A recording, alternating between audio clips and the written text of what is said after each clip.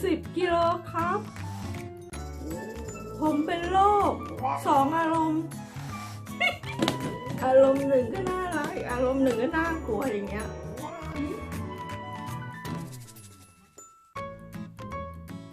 ผมอายุ5 ขวบ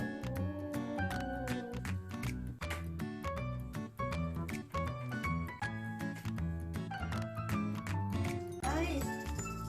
นี่ที่นอนมามีอะไม่ใช่ของตัวเองสักหน่อยแล้วมีจะ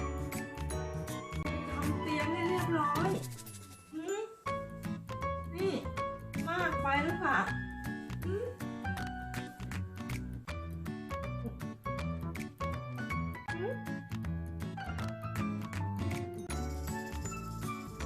ไม่ใช่ห้องนอนตัวเองสักหน่อยอะห้องนอนมามี